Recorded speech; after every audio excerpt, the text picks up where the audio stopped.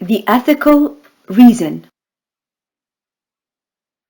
Another reason they have given for the appearance of the modest dress has an ethical aspect. That is, it relates to the character and nature of an individual. They say it stems from the selfishness of men and men's jealousy. A man dominated over a woman so that he could enjoy her exclusively himself, so that no other man would share with him, not only in sexual intercourse, but in everything. He wanted to monopolize a woman so that the touching of her body and even the viewing of her be exclusively his privilege. That is, a type of excessive greed which existed in men caused them to present the modest dress. Russell says just this.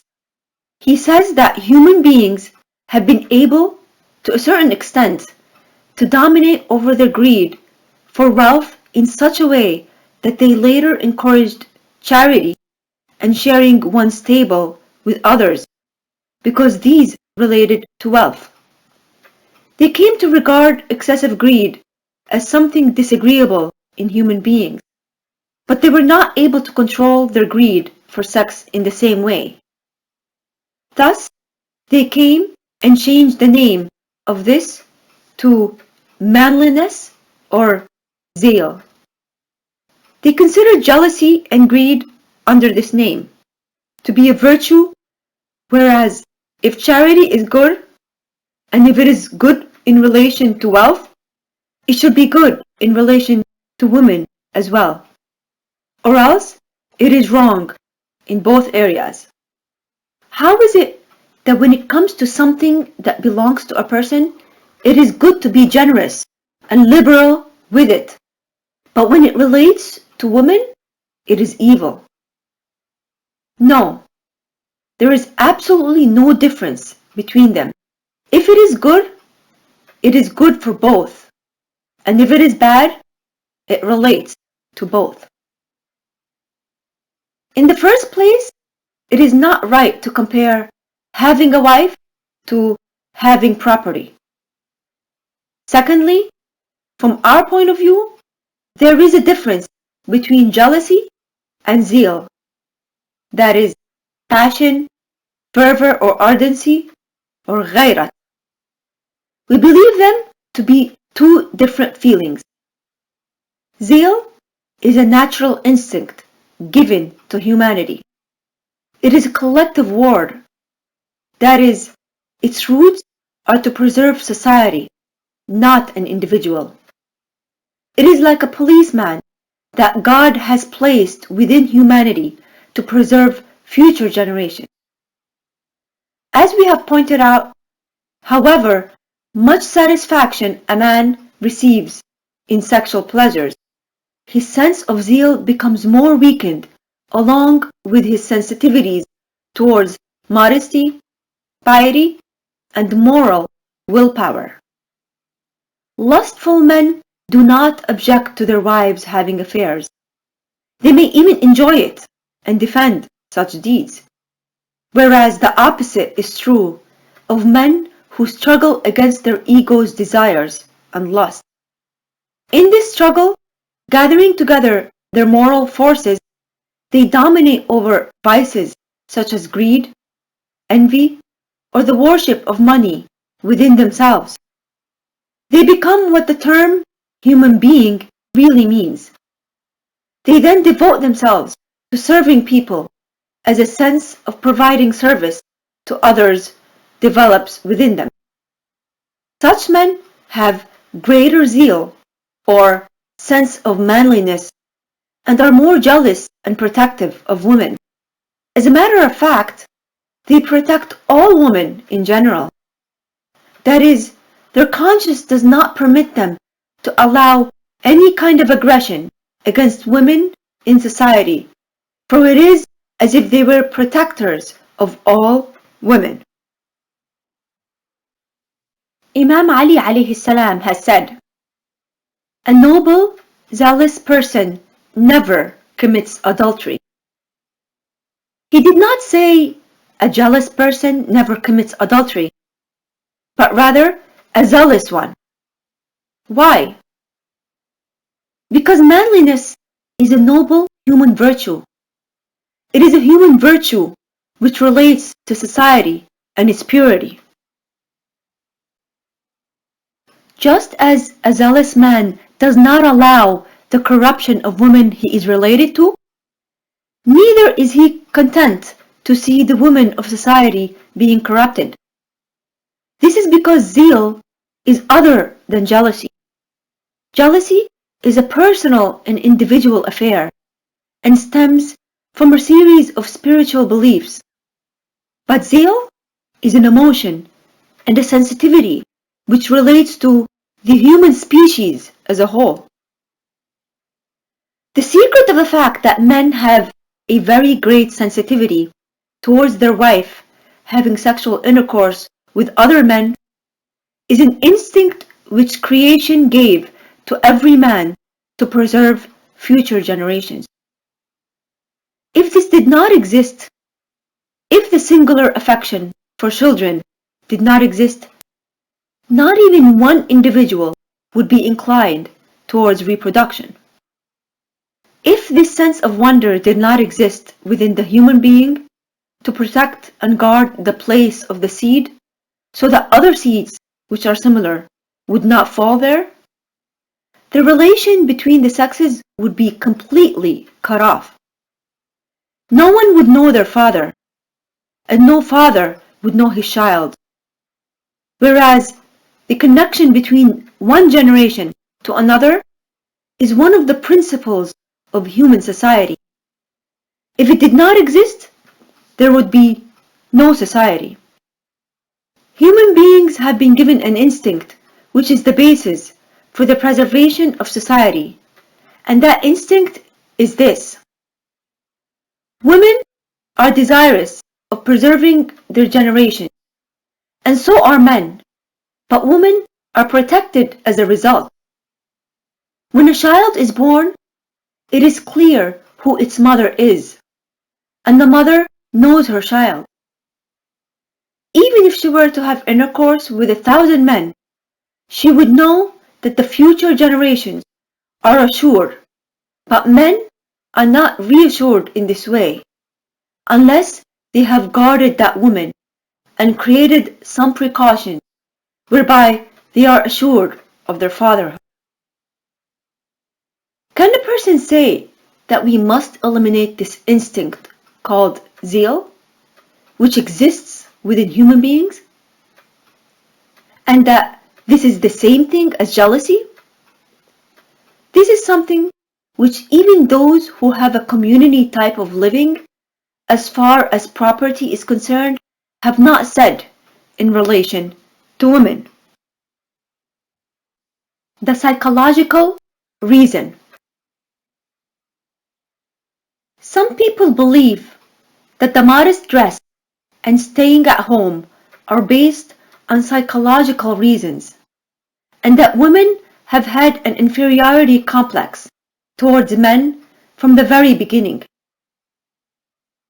The feeling is based on two reasons. One is that some women think they lack something organic in their body in comparison to men. The other reason is the bleeding during their monthly menstruation and following childbirth. The monthly period was considered to be a kind of deficiency in ancient times. That is why women were isolated during their monthly period, and everybody avoided associating with them. Perhaps that was the main reason for asking the Holy Prophet a question on this subject. God revealed a special verse in answer to this question. The Quran does not say that menstruation is something deplorable, and that a woman is to be isolated during this time, and that no one should associate with her. It says that it is a kind of harm leaving the body, and during this time they should not have sexual intercourse. It does not say that they should not associate with each other. Bismillahir Rahmanir Rahim. They ask you about menstruation. Say, it is a kind of harm. Do not have sexual intercourse with women at this time. Chapter 2, verse 222. According to the Quran, it is a kind of harm, like many others, and it is far from being deplorable. Abu Dawood related a tradition of the Holy Prophet. Ibn Malik said that the Jewish people used to send their wives out of their home when they were menstruating. They did not eat with them and did not drink water from their glass. They did not remain in the same room with them either. For this reason, the Prophet was asked about this, and the above verse descended.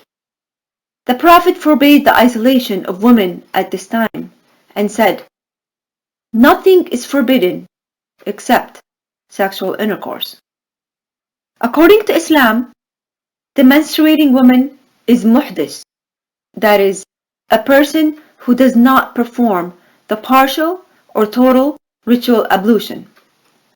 Such a person is deprived from performing the ritual prayer and fasting. Every hadath is a kind of ritual impurity, which is removed by ritual purification, such as a partial or total ablution. By this, we mean that the state of menstruation is like the state of having a wet dream or sexual intercourse, etc. But this ritual state is not special for women, and it is removed by partial or total ritual ablution. Many ideas have been expressed about the fact that women have a sort of deficiency in their feelings, and because of this, both men and women thought that women were abased. Whether they are correct or incorrect, there is no relation between this and the philosophy of Islam about women and the modest dress or covering. Islamic precepts neither refer to menstruation nor the modest dress as reasons to consider women lowly or abased. These, then, are the 5 causes which others have more or less related, and from none of the 5 which are mentioned is one able to say that the modest dress is no longer necessary, or that it was unjust from the very beginning. Can the modest dress have another cause or not? May we offer the fact that the modest dress in Islam has other reasons which do not compare to any of those mentioned. The well-being of a person's self, family, and society. It is well known that the spirit of the human being, just like a person's body, can either be healthy or sick. What is the cause for its sickness? They have given many reasons. One of the reasons mentioned is frustration, the failure to attain one's desires, deprivation, or disillusionment. Some people have suggested that these sexual frustrations arise from social limitations. With the removal of these limitations, all individuals will then succeed in the area of sexual affairs, and sexual frustrations will disappear. This assumption was put forward, but the drawbacks to it became quite apparent. It became clear that although it is true that sexual frustration causes psychological illnesses, it cannot be eliminated by the removal of the limits, because if we remove social limits, we will only serve to further stimulate sexual urges, thereby increasing demands which only lead to further disillusionment within the human being. For instance, say that a human being had a limited number of demands, such as the demands in relation to food. Every society has a certain amount of demand for food. If a country has a population of 20 million, the amount of food required is clear. If their supply is greater than that, they cannot consume it. It should not be less, but if it is more, they have to throw it away. When demands are limited, they can be satisfied. Demands can even be decreased in relation to the supply, but it has been proved that the demand of certain things in human beings are unlimited. However much they are satisfied, the desire persists.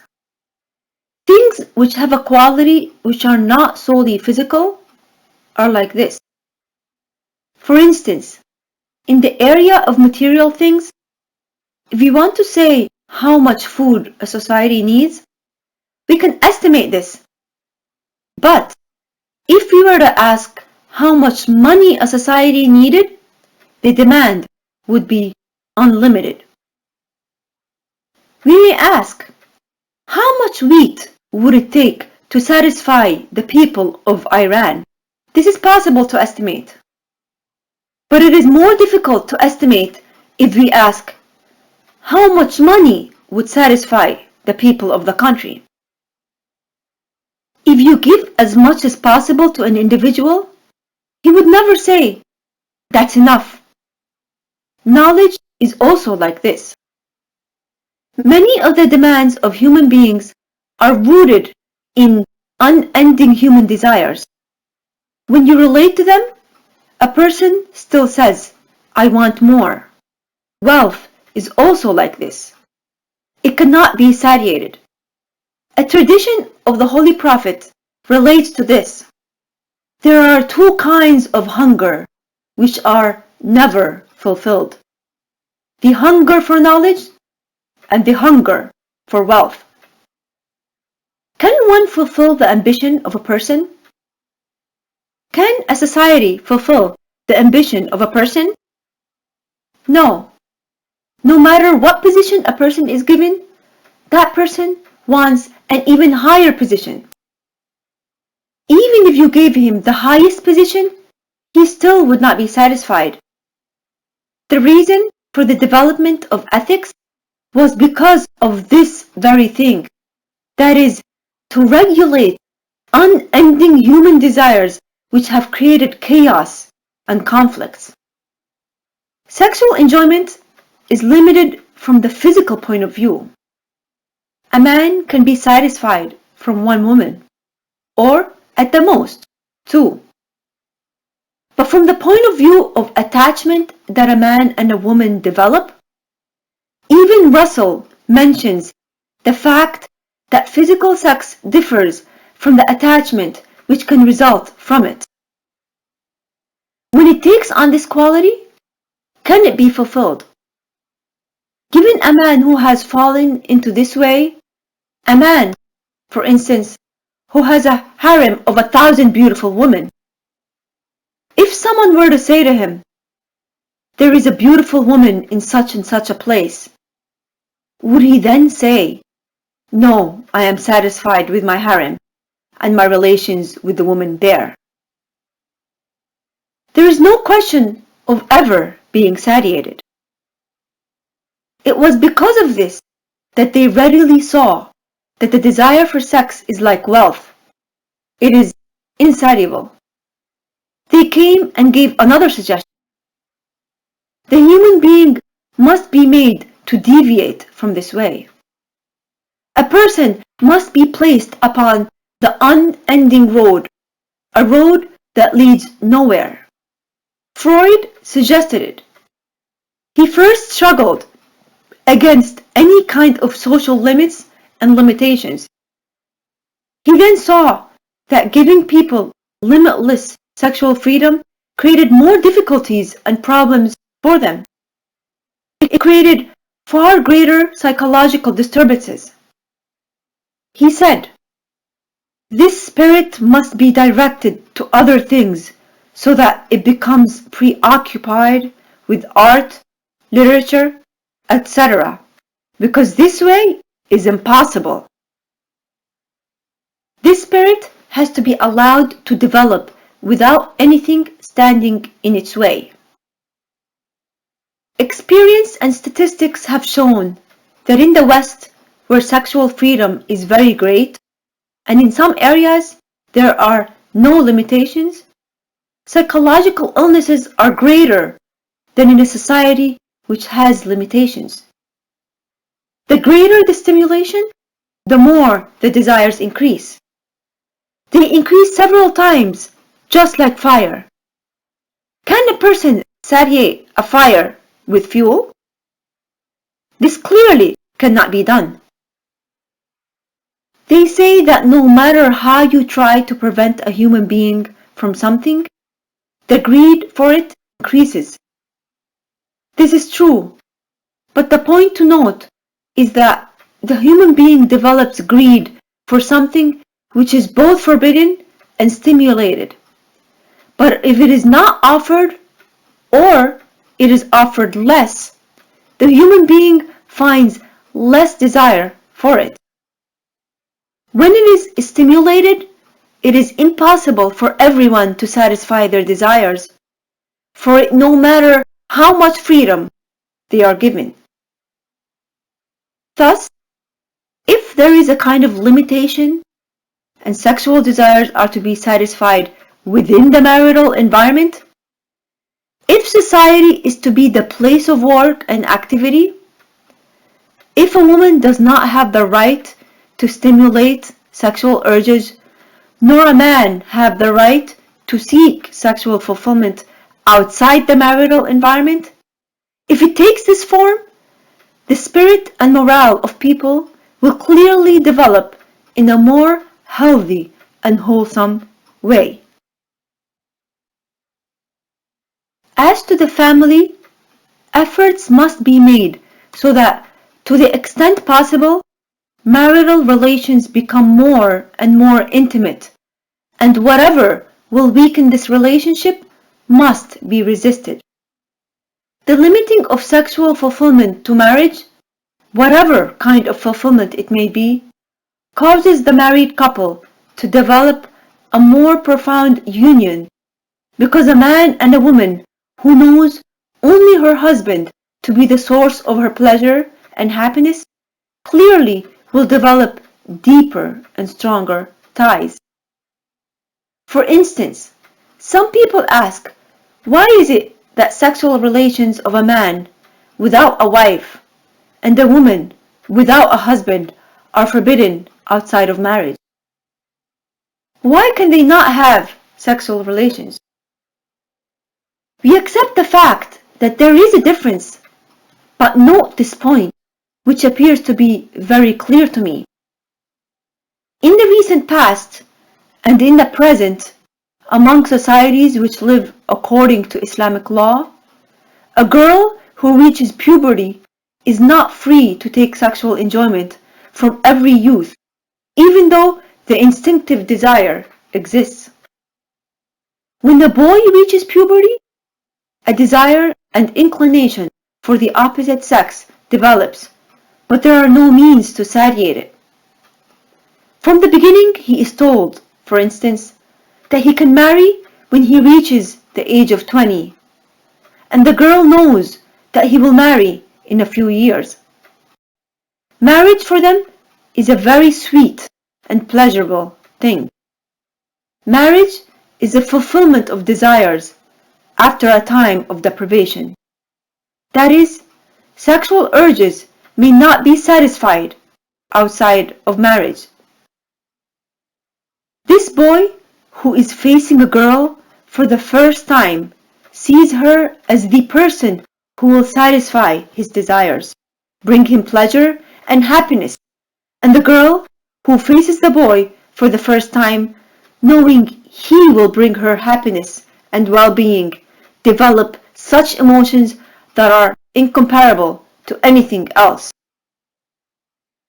Marriage and the family center is like this. When the satisfaction of sexual urges is forbidden outside this realm, it becomes the center of happiness.